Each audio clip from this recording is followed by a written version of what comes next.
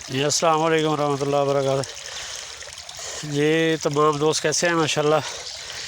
ये जी आज फिर हम एक फार्मर है जी हमारा जनाब मियाँ मोहम्मद असगर साहब, सिकंदरपुरा में इनकी ज़मीन है, तो लाहौर के रहायशी हैं माशाल्लाह। ये मोहम्मद असगर खान साहब ये आज उनके फार्म पे आए, तो ये हमारा रेड बेरी 888 जो है वो काश्त हुआ है, तो ये देख सकते हैं आप माशाल्लाह।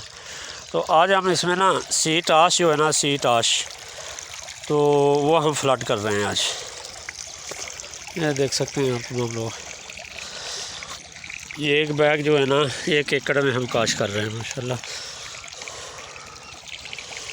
तो माशाल्लाह बड़े शानदार रिज़ल्ट आ रहे हैं जी सीट आश के।